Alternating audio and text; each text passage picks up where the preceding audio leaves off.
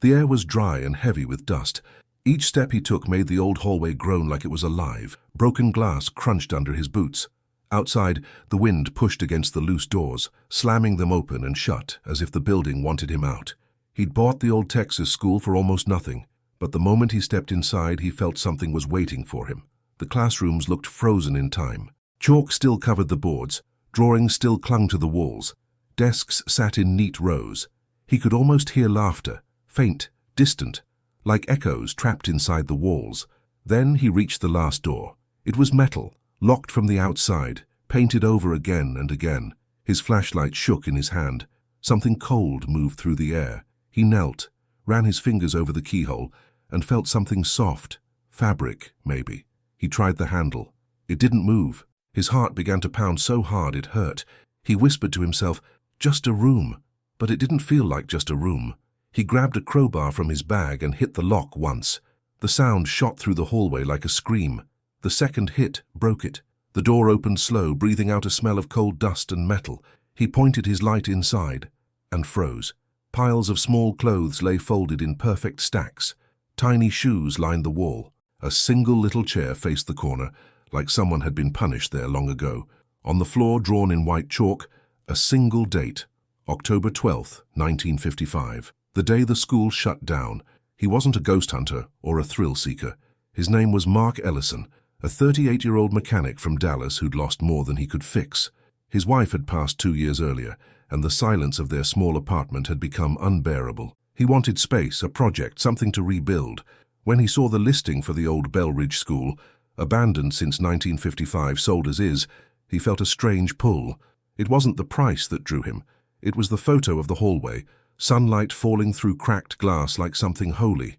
He told himself this would be healing, fixing the past to fix himself. His plan was simple: clean, repair, and turn it into a workshop where old engines could run again. But from the first night he couldn't sleep. The building creaked as if walking above him.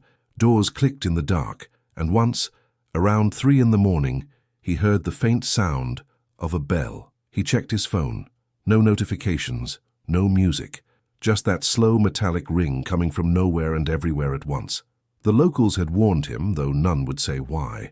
At the gas station, an old man asked, "You really bought that place?" When Mark nodded, the man's face changed. He said nothing more, only whispered, "Don't dig."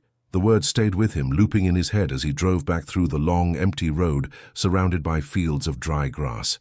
Something about the way the man said it, not angry, just afraid, made him grip the wheel harder. Still, Mark couldn't walk away. The deeper he went into the school, the more it felt like it was waiting for him, as if it remembered his name before he spoke it. He started keeping notes, smells, sounds, the exact times the creaks happened. He even began recording his walks through the hallways. But each night, when he listened back, there was always an extra sound, a soft breath between his own. He told himself it was the wind, maybe an echo.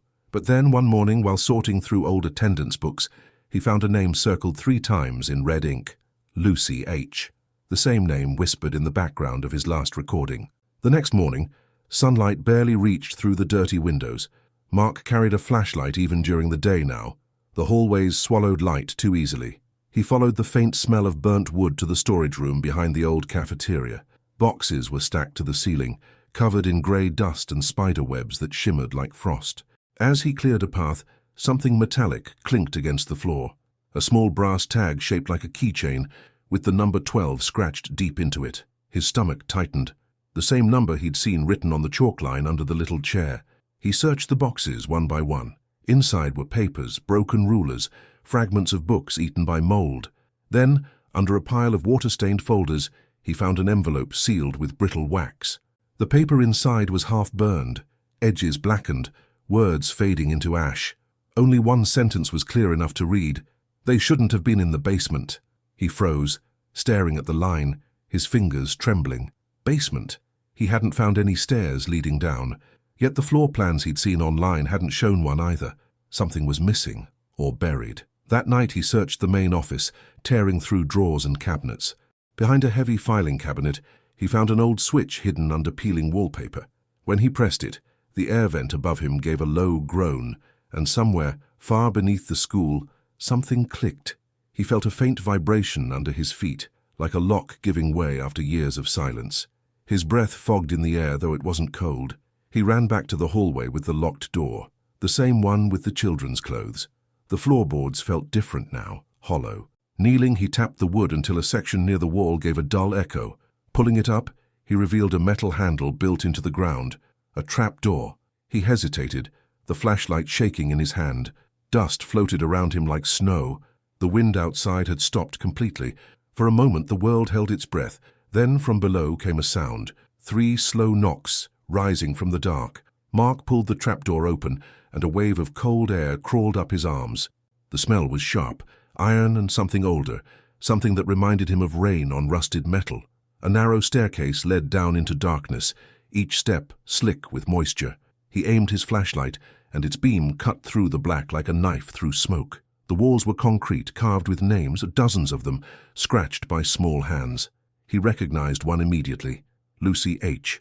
His heart skipped a beat. He kept descending, counting each step under his breath. When he reached the bottom, he found a corridor stretching in both directions, lined with doors. Every door was locked, except one at the end that hung slightly open. As he approached, a sound echoed, soft, rhythmic tapping, like a pencil hitting wood. He whispered, "Hello." The tapping stopped. The silence that followed felt alive, waiting for his next move. He pushed the door open. Inside was an old classroom, perfectly preserved. Desks stood in perfect rows, but instead of books, each desk held a folded piece of fabric, tiny shirts, skirts, socks. The chalkboard still bore faint writing, "Line up before the bell." He walked closer, feeling the air thicken. In the far corner, a shape moved. He froze, light trembling on the wall.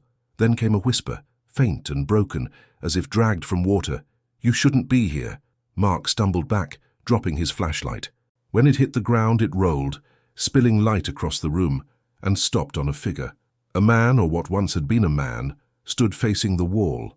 He wore a dark coat, his head tilted slightly, and his hands were clasped behind him like a teacher waiting for silence. The skin on his neck looked grey, stretched too thin.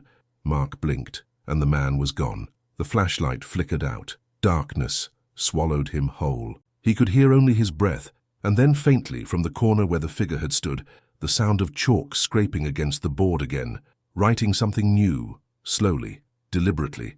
Mark burst out of the basement and slammed the trapdoor shut. His hands were shaking so badly he could barely hold the latch. For a long minute he stood in the empty hallway, chest heaving, the echo of the chalk, scraping, still ringing in his ears. When he finally looked down, he noticed faint white dust on his sleeve, chalk dust, but he hadn't touched the board. He wiped it away, trying to convince himself it meant nothing. Still, the dust left a faint mark on his skin, like it wanted to stay. He decided to search for records, anything that could explain the names on the walls. In a filing room behind the office, he found dozens of attendance books stacked like tombstones. Most were ruined by water, but one, labeled 1955, final term, remained intact. As he flipped through, the ink smeared under his fingers, but a pattern emerged. 12 students marked present every day until October 12th. After that, blank pages. No signatures, no notes. On the last line, a message written in red pencil, all accounted for. His stomach twisted. He counted the names. 11. One missing. Lucy H. He turned the page and something fell out. A small Polaroid stuck between the papers. The image showed a classroom. Children lined up, smiling. Behind them stood a tall man with a ruler in his hand. The same grey coat, the same tilt of the head. But the strange part wasn't his face. It was the background. On the chalkboard in faint writing, someone had scrawled, "October 12th, never forget." Mark dropped the photo. He didn't remember picking it back up, yet when he blinked it was already in his pocket. He felt the outline pressing against his leg, warm like it had been in sunlight. Outside, thunder rolled, though the sky was clear. A storm was building, but not the kind that comes from clouds. He returned to the hallway where the smell of chalk and rust filled the air again. The lights flickered. A shadow crossed the far end, quick, deliberate, watching him. It paused by the metal door of room 12, the same door that shouldn't have been open anymore. That night, the old school didn't sleep. The wind moved through its halls like breath through lungs, doors opening and closing without sound. Mark sat at his desk, surrounded by scattered notes, Polaroids. and the attendance book. He kept tracing the same date, October 12th, 1955, over and over. Outside, his phone buzzed. The calendar flashed, October 10th, 2 days. The number made his chest tighten. Whatever had happened then, it was tied to now. He replayed the audio from his recordings, turning the volume high. Between the hum of static, faint voices echoed, children whispering, counting softly, 1 to 11, then silence. Always 11, never 12. He hit pause, but the whisper continued, this time inside the room behind him. He spun around, flashlight in hand, but there was nothing there. Only the old chalkboard on the wall, and a new word written in shaky letters, 2 days. His throat went dry. The room smelled of cold chalk and rain that hadn't fallen. He ran outside, heart hammering. The night was empty except for the sound of crickets and distant thunder. But when he looked back at the building, every window on the second floor glowed faintly white. For a moment he saw shapes, children standing still side by side, faces turned toward him. Then the lights went out. He shouted, his voice breaking the silence. Only the echo answered back, long and hollow, like someone laughing far away. By morning the air felt heavier, thicker. The school seemed to breathe with him, walls expanding and contracting in the light. Mark checked the basement again, but found the trapdoor sealed shut, as if it had never been there. He pressed his ear to the floor. Faintly, he heard the same counting, 1 to 11, and then a low, steady knock, 12 times. He looked at the clock on the wall. It was exactly 12 minutes past 12, and the hands weren't moving anymore. By the next evening, Mark's tools had stopped working. His flashlight flickered even with new batteries, his phone refused to charge, and his truck's engine wouldn't start. It was as if the school didn't want him to leave. The air carried a low hum, almost electric, vibrating through the walls like a heartbeat. He told himself it was the wiring, but deep down, he knew better. The lights over the hallway began to pulse, 1, 2, 3, like the slow blink of something alive. He picked up his crowbar again, the same one he'd used to open the door. The metal felt colder than before, heavy with memory. He forced himself into room 12. The stacks of children's clothes were gone. In their place lay small chalk drawings on the floor, outlines of hands, dozens of them, reaching toward the same point near the corner. In that corner sat the little chair, but now it faced him. On its seat rested the old brass tag marked 12. When he bent to pick it up, the floor beneath him groaned and cracked like the heartbeat of the building speeding up. Dust fell from the ceiling in thin streams, and somewhere above a bell began to ring. He staggered backward, covering his ears. The sound was sharp, shrill, and endless. The school bell hadn't worked in decades, but now it screamed through every hallway, shaking the windows. Mark shouted, "Stop!" but the sound only grew louder. The blackboard across the room began to write on its own, chalk scraping furiously until the words appeared. "She's still here." The chalk snapped and silence crashed down as suddenly as the noise had begun. He stood there gasping, ears ringing, when his phone buzzed in his pocket. The screen lit up, though it had been dead for hours. A notification blinked. One new voicemail. No number, no caller, just a timestamp. October 11th, 11:55 p.m. His thumb hovered over the play button. Then the message began on its own. A child's voice whispered through static. "We tried to hide. He found us. Don't let it ring again." Morning light broke through the windows like knives of gold cutting into dust. Mark hadn't slept.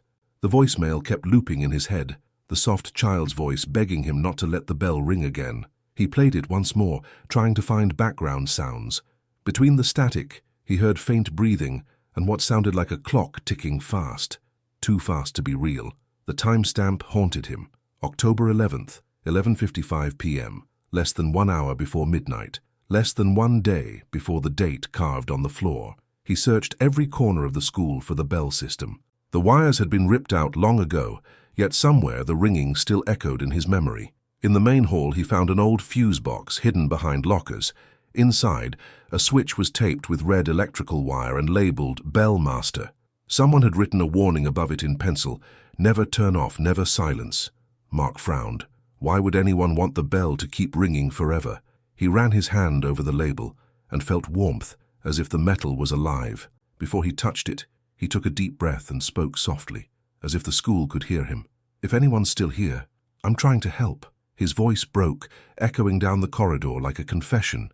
"And now, if you're listening to this story, take a second, tell me where you're hearing it from, your city and your country, and hit that like So this story keeps reaching more people who love mysteries like this one, because what happens next? Nobody should face alone. He flipped the switch.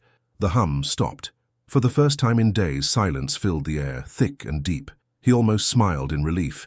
But then, from the far end of the hall, came a single metallic clang. Another, and another. The bell was ringing again, louder, heavier, like it was buried inside the walls. The floor trembled. Dust fell in waves from the ceiling. And on every chalkboard in the building, words began to appear all at once, written by invisible hands, repeating the same sentence over and over. He's awake. The bell's roar filled every room. Mark covered his ears and ran, the echo chasing him through the corridors like thunder trapped inside concrete. Doors slammed as he passed. Windows shattered inward, spraying glass that glittered in the flashing lights above. The school wasn't just shaking, it was moving. The floors rose and dipped beneath his feet, as if the entire building was breathing faster and faster. He tried to reach the exit, but the main doors were sealed tight, wood bending as if welded shut. He pounded against them until his fists stung. The echo came back from the other side. 3 knocks. Slow, patient. He stumbled down the hallway toward the principal's office, hoping for another way out. Inside, papers were flying off shelves, spinning in circles like a storm. He ducked behind the desk and saw the photo frame he'd noticed days earlier. A smiling man with a ruler in his hand, the same grey coat, the same dead eyes. The glass cracked by itself, a thin line cutting across the man's face like a scar. Beneath the photo, carved into the wood, were 4 words. The bell must ring. His stomach twisted. He pushed open a side door that led back to the stairwell. The light flickered red now, pulsing like a heartbeat. Halfway down the stairs, something moved. A shadow shaped like a man, stepping slow, 1 foot at a time, descending toward him from above. Mark froze, gripping the crowbar. "Who's there?" he shouted, his voice trembling. The shadow didn't answer. It only lifted an arm and pointed downward toward the basement. Every instinct screamed to run the other way, but the stairwell above had already collapsed, chunks of ceiling blocking his path. The only road left was down. He took 1 shaky breath, wiped the sweat from his forehead and stepped onto the first stair. The air smelled like wet stone and smoke. The bell kept ringing, faster now, closer to a breaking point. At the bottom, the trapdoor stood open again, waiting for him. The basement swallowed him whole. Each step echoed like it was falling into endless space. The air was colder now, wet against his skin, heavy with the smell of iron. Mark pointed his flashlight ahead and saw the corridor again, only this time all the doors were open. Inside each room, desks stood empty, chalkboards blank. The silence pressed against his ears until he could hear his own heartbeat thundering. Then he noticed something new, faint footprints, small, barefoot, moving in a line toward the end of the hall. Children's footprints, and right beside them, a larger set, deeper, dragging slightly, like someone pulling weight. He followed the prints to the last room, the one where he'd seen the shadow. On the wall, someone had pinned pages from old newspapers, yellowed and curling, headlines half legible. Local school tragedy, principal missing, families demand answers. His flashlight trembled over 1 photo, the man in the grey coat again, smiling with a row of children. Beneath the image, in faded ink, Harold Reeves, principal, Belridge Elementary, 1955. Mark's chest went tight. Reeves. The name matched the signature on the attendance book. He whispered it aloud, and the walls seemed to whisper it back. Then, under the table, he saw something small glinting in the light, a tape recorder, old but intact, labeled October 12th. He pressed play. The tape hissed. Then a man's voice crackled through, sharp and trembling.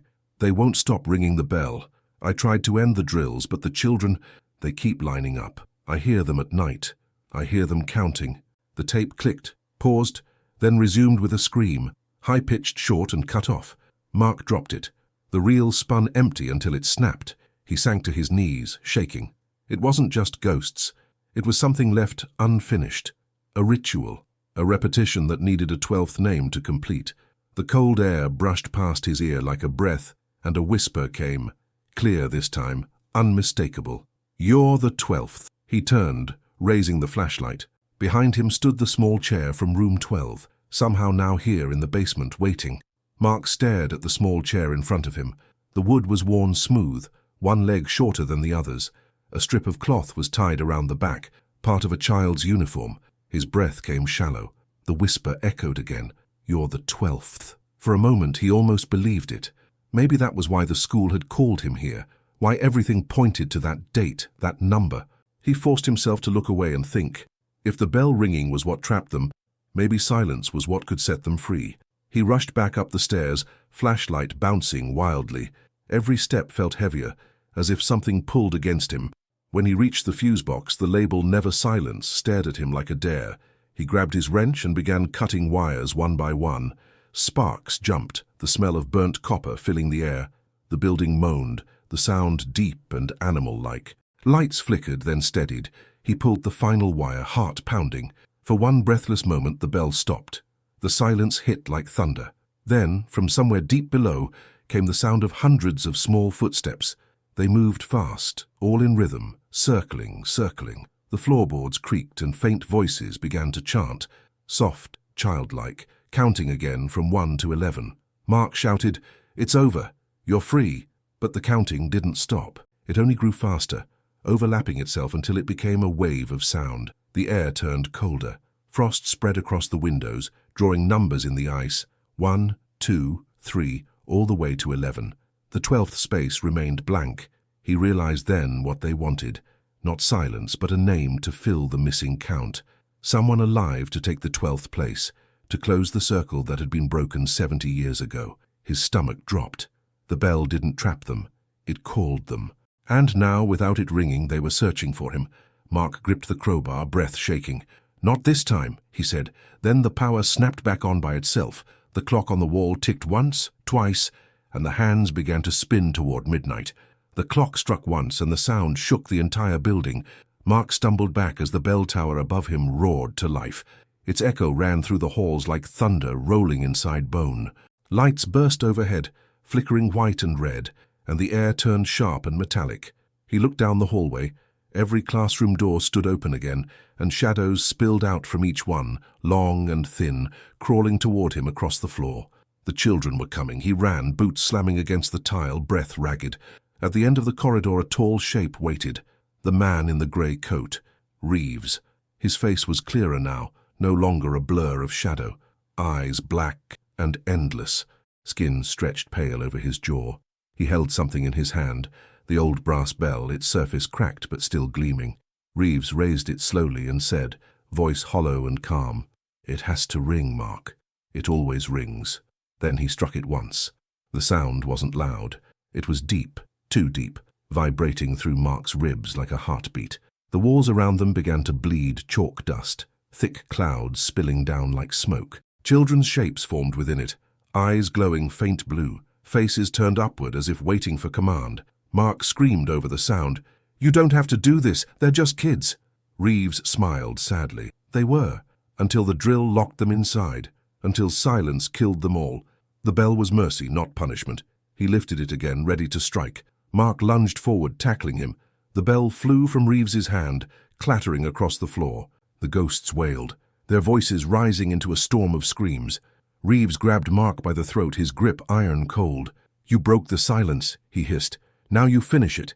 Mark gasped, reaching for the fallen bell.